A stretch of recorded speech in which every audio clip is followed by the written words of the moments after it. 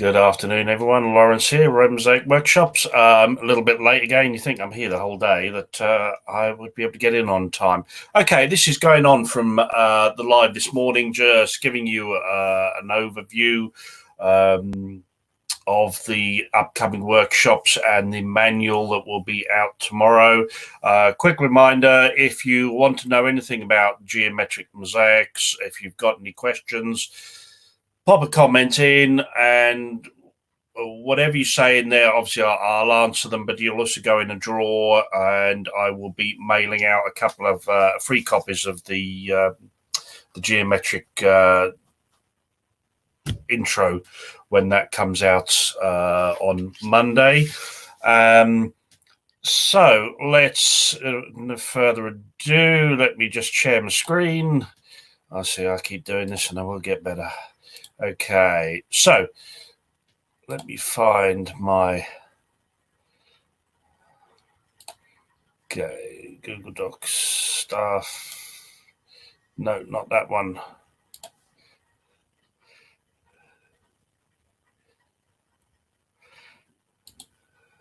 No, sorry, let's get back to me. I've got about 15 tabs open, and I will endeavor to find the right one. Now, share, yep. Right.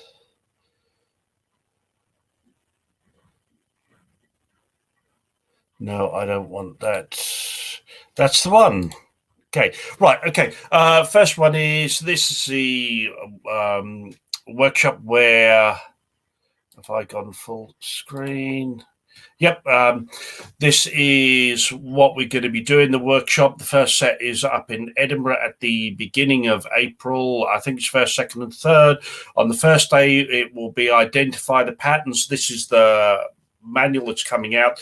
This is how you can identify the patterns on the Roman strand mosaics. Now, what's a strand? Let's get back to me. There, okay.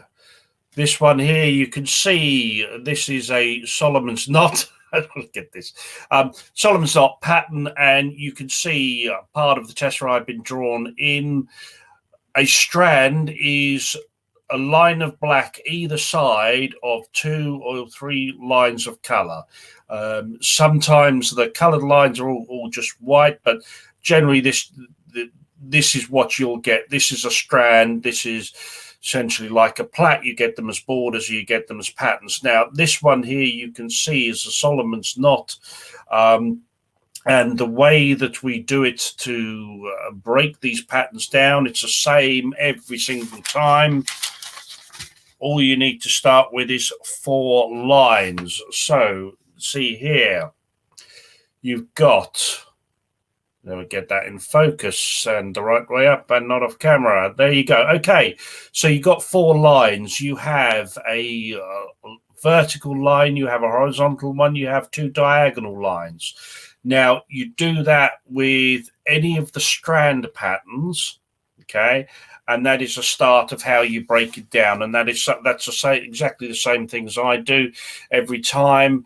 Once you see find the center of it, the center of the motif, put those 4 lines in, you will see that they run through other specific points of the pattern. So the center tesserae, that will go through dead areas, it will go through center lines, and then you'll be looking, what you'll be doing after that is looking at shapes. What are the shapes on the line? How do they relate to each other? So it's all, say in the one this morning, it's not a case of you need to know a lot of geometry. You don't need to know any. I mean, you think about this, when the Romans were making these, they would have had a lot of the mosaicists would have been slaves or freedmen. So they wouldn't have had an education. They wouldn't have had an education the way that we have it, what we consider it. So they would have just pick the job up as they go along. Yeah, you could have had a foreman, you could have had your head mosaicist. I think master mosaicist is a bit sort of, I'm not too sure that term is correct, not given the way that this works, given the way the status of them, but someone would have had a basic understanding. I mean, it's like the thing of who would have actually made the mosaics. Well, the actual builders would have had men who are competent enough to be able to do it, because you'd have had your foreman would have had to be able to understand the geometry, and then the rest just do what they're told with that. So so what that is, let's go back to that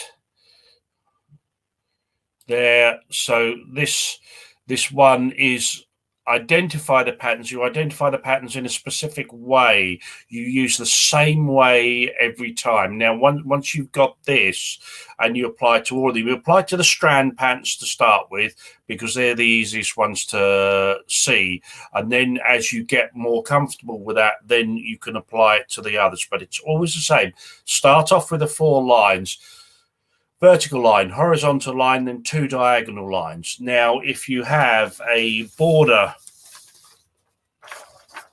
go back to this, the border pattern's going to be the same, except you will have a lot more lines with it there, but the same points. Get a piece of tracing paper, draw the cross on there and the diagonal lines, and just try and move it along and see on the borders. Find your center tesserae anywhere, and then you'll see how that starts to build up your picture as you use that. Let's just go here. The second one, this is where the workshop comes in. So the first, it's drawing using geometry to create the pattern, to create the mosaic. Now, if you're doing it this way, this drawing needs to be fairly accurate, but it doesn't need to be really precise, because in the mosaic work you do have a certain amount of leeway for it, particularly if you're using hand cut material and not the machine cut stuff. So the second part of it is learning the drawing out using the underlying geometry. Now, the first stage helps you to identify the pattern. The second stage, how do you draw that out to the size that you want, and then do your mosaic on it? So what you'll be doing is you'd have the pattern, and then you'll be doing the mosaic on top of the pattern. That will be the second one. The third one, and it not necessarily goes in that order, they have to follow each other. You create the mosaic using the pattern. So that's the last title down the bottom. Now, what that is a way that I feel a lot of the work was done, and it's faster, is you do a geometric mosaic, a strand mosaic, without drawing it all out. There are things that you look for when you do identify the patterns, the top one. Once you know them, then those are the things that you look for, and you can set the mosaic just knowing the position, and then without drawing it all out. So the second one is understanding the geometry, the underlying geometry. The third one is understanding the pattern. You can do the pattern, you can do the mosaic without understanding the geometry, because they are 2 separate things.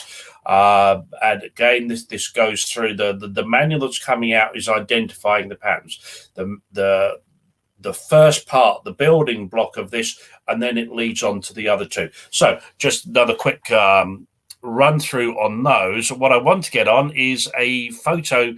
This was a student of mine that, let me just stop share. Okay, now share. I've been following him through with things. He's been getting kits, going through them, the mosaic kits, and then I've been having a look at them and seeing how he's been doing. And it is very good, because Let me get this back there. Right. It's very good because in teaching, you have to be able to be really clear on what you're teaching. You have to be able to understand how the student is seeing, and it's very easy to see where you're going wrong in your teaching by the student going wrong. Okay. And as I always say with this is, if people turn up, if people commit their time to this, then from that point on, their learning is the teacher's responsibility. Okay. If people are getting it wrong, it means it's because you've not explained it well enough. So this is what he had. This was the double double Greek knot, double interwoven Greek knots. You don't need to see the whole pattern seeing this. I asked what was wrong. What's wrong with this? This is a photo of his work that you sent in. This down the bottom, you can see there's the paper that he printed out of my master copy. And at the top is what he's doing. Now I was saying, okay, put this in the group. What's wrong with this? What's the problem here? And quite rightly, people are pointing out there's triangles in there, keystones at first, some point, the going over the pattern, not following, which they're all valid points, but it's missing the main thing. What I was saying to answers, yes, that's correct, but it's more basic than that. Go back. Go back further and look at the way he's doing it. Look at the order that he's working in. And that's where I obviously didn't explain enough for him. So I'm going to stop the share and let's get the search screen. I'm sure there's an easy way to do this. Yeah. Right. Okay. Now, this one. Right. Doesn't matter what the pattern is. This is, I think it's a Solomon's knot interwoven square. Okay. So this is the process from a small booklet that I did of doing this pattern. Now, this is doing it without the pattern being drawn out, but look at the process here. First thing is, right in the center there, the center tesserae goes in, and next one, you can see the other single white center tesserae are going in. There's your center one, 2, 2, 2, 2. Take that out further. We're using a right angle here, just a set square, anything, and you can see how that is being used to actually make sure that all the single white center tesserae are in place. Now, to check that's coming up, you can see the black tesserae are starting to be set. Okay. So we've got the single white center tesserae. We've got the black tesserae, the one side of the strand. We've done one side of the strand. We're now doing the other side of the strand. And what are you noticing here? What are we not doing? Here's another one. What's not happening here? Quite simply, there are no colors going in. Okay. Now, the principle behind this is you work in a set way to be able to develop your eye. So you're not doing it the way that you think. You're doing it a way that might seem slower. It is slower when you start, but you do it, you begin to see the distances between the black lines, the space that you've got, it all comes in. So effectively you must work in that way, which is slower. It's more likely that you will make mistakes, but in the end you get better because you want you want to be working in such a way as you don't rely on patterns all the time. You don't rely on the guides, on the drawing, on the measuring or anything like that, simply because it's faster. So let's go back to that. Okay, you can see here, there, the lines, still the black lines. We're adding some more. You see, there's no drawing under this one. Oh, it's because I'm doing it. It's there. Now, look at this. This is really important. Look at the top here. What have I got marked? 3, meaning 3 tesserae, meaning the space there is 3. Up there is 3. Going around there, it's going to be 3. All the time that you're setting that black line, you are thinking 3, 3, 3, 3 all the time, because you know you have to leave the space for 3 tesserae. It's easier because you've got the outer limits here on the square, but that's why you're working in this way, to develop your eye to be able to see that distance between the black lines. So there, again, see, adding in, and all the time, there's your distance, 3 tesserae, and now that's the way that the whole mosaic is done. Once you've got to that point, it's finished. All you're doing is filling in the lines. All you're doing is doing that, starting to fill in the tesserae. Now look at this. This is working with irregular tesserae. There, what we've got, the standard width, and then we got tightening and loosening, where you might have to push them together or move them apart or get some larger ones just very slightly. This is something that applies when you're using the hand cut tesserae, but this does give, you can see it gives you a bit more room to work with, but the process is still the same. The order in which you work is still the same, that you do the single white center tesserae, then you do the black lines, then the rest of it is filling in. So let's get off it.